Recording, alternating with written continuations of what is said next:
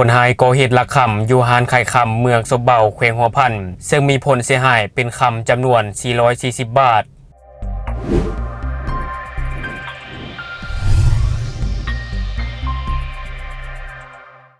สบายดีท่านผู้ชมยินดีต้อนรับเข้าสู่รายการ Talk the New และในมื้อนี้เองข้าพเจ้าจะมาเว้าถึงข่าวที่เป็นปรากฏการณ์ยอดท่อของสังคมลาวที่มันเกิดขึ้นที่ว่ามีคนหายก่อเหตุลักขำอยู่หานไข่คำอยู่เมืองซบเบาแขวงหัวพันซึ่งว่าก็มีผลเสียหายเป็นจำนวนหลวงหลายท่านผู้ชม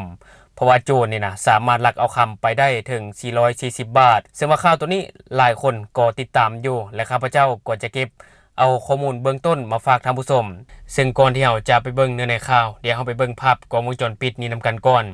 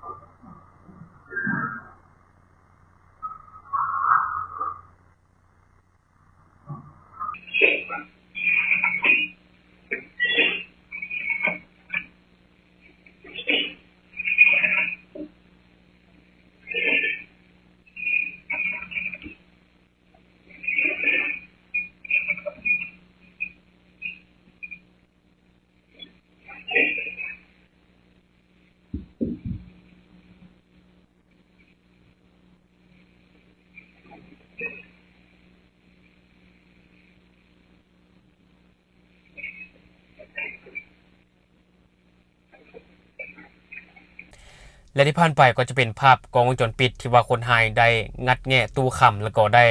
กดเอาคำใส่กระเป๋าท่านผู้ชมและวันนี้เราไปเบิ่งข้อมูลเบื้องต้นที่ข้าพเจ้าได้เอามาจากเพจกรมสื่อมวลชนปกสซึ่งเป็นเพจของเจ้าหน้าที่คนหายก่อเหตุลักขำอยู่หานไข่คำเมืองซบเบาแขวงหัวพันมีผลเสียหายเป็นคำจำนวน 440 บาทกองบัญชาการปกสเมืองซบเบาแขวงหัวพันได้รายงานให้รู้ว่าในเวลาประมาณ 6:30 นาทีของวันที่ 21 ธันวาคม 2025 ที่ผ่านมากองบัญชาการปกสเมืองซบเบาได้รับการรายงานทางโทรศัพท์จากผู้เสียหายชื่อเท้าทองขานอายุ 54 ปีอาชีพค้าขายอยู่บ้านซบเบาเมืองซบเบาแขวงหัวพันว่ามีคนหายลักทรัพย์ก็คือว่าลักคำอยู่หานของผู้เกี่ยวเมื่อได้รับการรายงานคือแนวนั้นทางกองบัญชาการปกสเมืองซบเบาจึงได้แต่งตั้งพนักงานวิชาเฉพาะลงไปกวดกาชันสูตรสถานที่เกิดเหตุแล้วคำให้การเบื้องต้นผู้เสียหายจึงได้รายงานต่อกับเจ้าหน้าที่ว่าเวลาประมาณ 6:20 นาทีของวันที่ 21 ธันวาคม 2025 ที่ผ่านมาผู้เกี่ยวได้เปิดร้านตามปกติคือที่ผ่านมาแล้วสังเกตเห็นตู้คำถูกงัดแงะและมีผลเสียหายเป็นคำประมาณ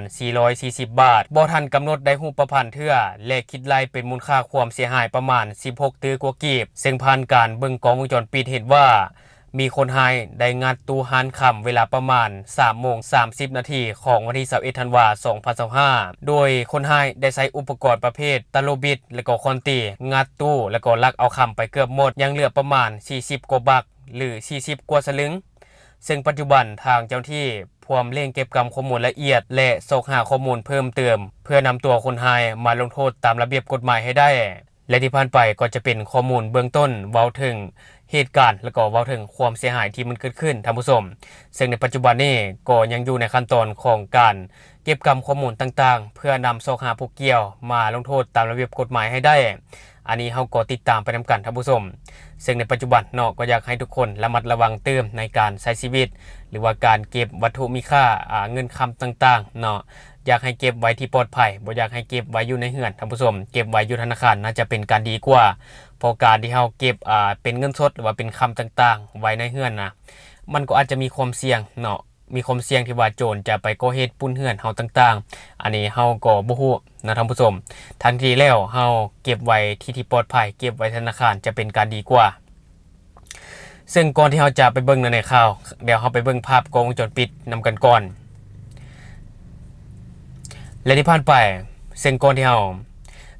ราจะไปเบิ่งในข่าวและบัดนี้ข้าพเจ้าจะพาท่านผู้ชมไปติดตามอีกหนึ่งข่าวก็คือว่ารถไฟความไวสูงอินเดีย ใส่เบรกฉุกเฉินบ่ทันได้ตามใส่กับฝูงช้างป่าตาย7ตัวและบาดเจ็บ1ตัวซึ่งข่าวตัวนี้ข้าพเจ้าจะมาจากเพจหนังสือพิมพ์ลาพัฒนาและนอกจากนั้นเพจของไทยและหลายเพจก็ได้นำเสนอข่าวนี้เช่นกันก็คือในเมื่อวันที่20ธันวาคม2025เกิดเหตุรถไฟโดยสารความไวสูงได้ตามเข้ากับฝูงช้างป่าที่กำลังย่างข้ามทางรถไฟอยู่รัฐอัสสัมทางตะวันออกเฉียงเหนือของประเทศอินเดียซึ่งท่านกาปินซันสามาโฆษกการรถไฟอินเดียเปิดเผยว่าขบวนรถไฟลาสถานีเอ็กเพรสซึ่งกำลังมุ่งหน้าสู่นครนิวเดลีพร้อมด้วยผู้โดยสาร650คนในขณะที่รถไฟขบวนนั้นแล่นอยู่ก็ได้มีฝูงช้างป่าประมาณ100กว่าตัวกำลังย่างข้ามทางรถไฟขณะนั้นคนขับรถไฟก็ได้เห็นฝูงช้างป่าและหีบใส่เบรกฉุกเฉินทันทีแต่ยนต์รถไฟแล่นด้วยความไวสูงจึงบ่สามารถหยุดได้ทันและได้ตามใส่ฝูงช้างป่าอย่างรุนแรงซึ่งต่อกับเหตุการณ์ดังกล่าวมีช้างป่าตาย7ตัวและมีลูกช้าง1ตัวได้รับบาดเจ็บหัวรถไฟและตู้โดยสาร5ตู้ได้ตกรางส่วนผู้โดยสารปลอดภัยทั้งหมดบ่มีผู้ได้รับบาดเจ็บหรือเสียชีวิตซึ่งทางการได้จัดสรรไฟขบวนใหม่เพื่อส่งผู้โดยสารไปยังจุดหมายปลายทางเป็นที่เรียบร้อยซึ่งจุดเกิดเหตุเป็นเขตป่าห่างจากเมืองกุลาวาตีประมาณ125กิโลเมตรถึงแม้นว่ารัฐอัสสัมจะเป็นแหล่งที่อยู่อาศัยของช้างป่ากว่า 7,000 ตัวแต่จุดเกิดเหตุครั้งนี้บ่แม่นเส้นทางเดินช้างป่าที่กำหนดไว้จึงเฮ็ดให้บ่มีการเฝ้าระวังเป็นพิเศษและที่ผ่านไปก็จะเป็นเนื้อในข่าวที่ว่ารถไฟความไวสูงของอินเดียเบรกฉุกเฉินบ่ทันตามใส่กับฝูงช้างป่าตาย7ตัวและได้รับบาดเจ็บ1ตัวซึ่งข่าวนี้ก็ถือว่าเป็นข่าวที่น่าเศร้าท่านผู้ชมเพราะว่าข้าพเจ้าก็ได้เข้าไปเบิ่งภาพเหตุการณ์ที่มันเกิดขึ้นซึ่งเป็นภาพที่น่าเศร้าแล้วก็น่าสงสารเนาะที่จริงแล้วท่านผู้ชมถ้าเว้าถึงเส้นทางรถไฟเนาะถึงแม้ว่าจะเป็นเขตที่ปลอดภัยหรือบ่ปลอดภัยก็ตามควรจะมีฮาวกั้นเอาไว้แม่นบ่ป้องกันสัตว์ป้องกันคนบ่ให้เข้ามาใกล้เส้นทางรถไฟความไวสูงเนื่องจากว่ารถไฟความไวสูงนี่เนาะเวลาแล่นไวนี่นะมันจะเบรกคือรถบ่ได้เด้เนาะเบรกกระทันหันนี่บ่ได้อาจจะเบรกฉุกเฉินก็ยังเฮ็ดอาจจะมีความเสี่ยงเฮ็ดให้รถไฟตกรางและก็มีความเสี่ยงที่จะเฮ็ดให้ผู้โดยสารที่อยู่ในตู้รถไฟนะได้รับบาดเจ็บหรือว่าเสียชีวิตก็เป็นไปได้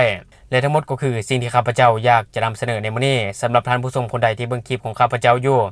ยังบ่ได้กดติดตามช่องยังบ่ได้กดกระดิ่งแจ้งเตือน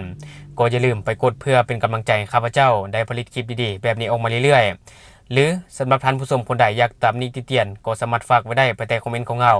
แล้วจะเข้าไปอ่านและก็ตอบแลกเปลี่ยนประสบการณ์นำกันอย่าลืมสนับสนุนกันโดยการกดติดตามช่องขอขอบใจ